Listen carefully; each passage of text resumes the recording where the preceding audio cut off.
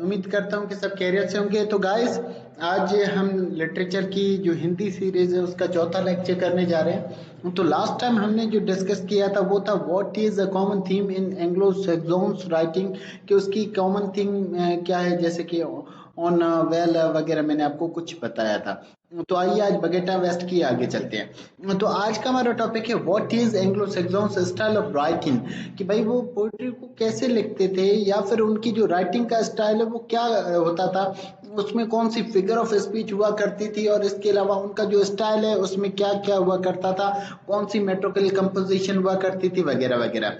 तो हमारे जो एंग्लो सैक्सोन की पोइट्री है उसमें रिदम क्रिएट होती थी, और इसके अलावा एक यूनिक सिस्टम ऑफ एलिट्रेशन जो है वो यूटिलाइज किया जाता था। अब क्वेश्चन है कि एलिट्रेशन क्या है, तो गाइस मुझे मैं आपको बताना चाहता हूँ कि एलिट्रेशन जो है वो ये एक फिगर ऑफ स्पीच है। जैसे आपके पास पर्सोनिफिकेशन वगैरह होते हैं, मीटर मेट्रिकल कंपोजिशन है, ये आपकी जो मीटर के हिसाब से आते हैं। अच्छा, सिलेबल्स जो है ना वो काउंट नहीं किए जाते थे, और इसके अलावा ट्रेडिशनल यूरोपियन मीटर्स जो है उनका रूल्स फॉलो किया जाता था।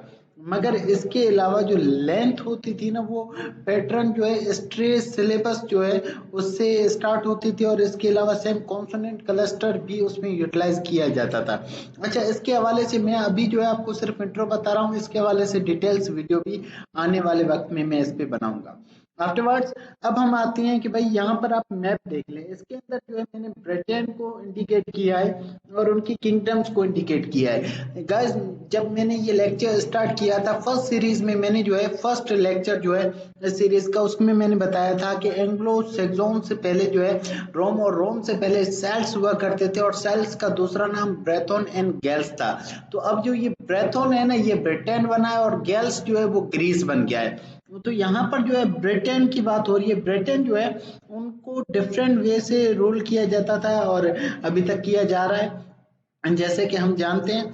अच्छा, तकरीबन बाय 556 एडी ब्रिटेन जो है ना उसको 7 किंगडम में डिवाइड किया गया था, और वो जो 7 किंगडम है मेजर जो है वो मिलाकर 7 है। अच्छा, 7 जो है नॉर्थम्ब्रिया या मर्शिया या Wessex, Sussex, Kent, Essex and East जो है आपके पास एंग्लिया वो भी आ जाता है। उसके अलावा एंग्लो सैक्सोन्स के 5 किंग्स भी थे, जैसे एल्बर्ट किंग ऑफ वोसेक्स था, वो 802 से लेकर 839 तक रहा है। इसके अलावा इथेल वोल्फ भी रहा है जो कि 839 से 856 तक रहा है, और इसके अलावा बाकी भी है, but king Alfred the great का एक अलग ही रोल है।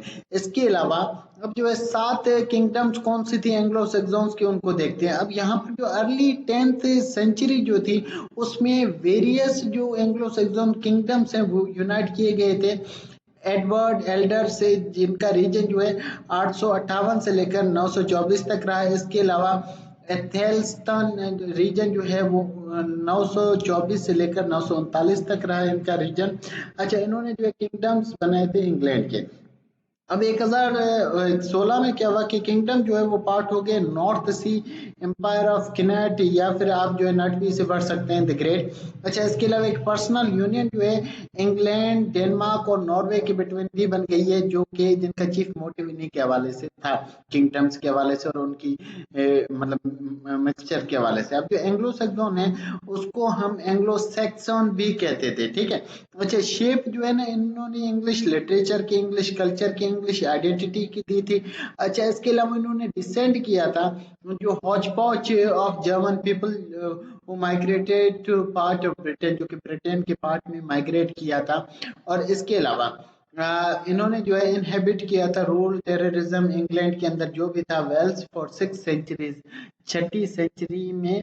और इसके अलावा इनका और भी बहुत ज्यादा फेबुलस वर्क इसके अंदर रहा है और आउटस्टैंडिंग वे से रहा है। तो अब आते हैं आपके पास कि भाई ओल्ड इंग्लिश में क्या है। गाइस, अगर आप लोगों ने चैनल सब्सक्राइब नहीं किया है तो कर ले। आज हम इसी टॉपिक पे रहते हैं कि फेमस क्या था क्या नहीं था, हौच पौच क्या है वगैरह वगैरह।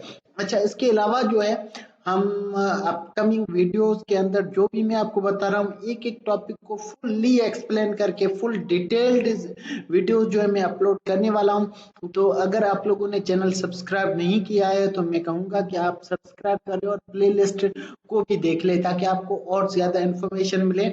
और इसके अलावा आज की वीडियो का टॉपिक जो है हम यहीं तक रखेंगे, बिकॉज मैं चाह रहा हूँ कि 5 मिनट्स की शॉर्ट वीडियो हो, ताकि आप लोग सुकून से देख भी सको और इसके अलावा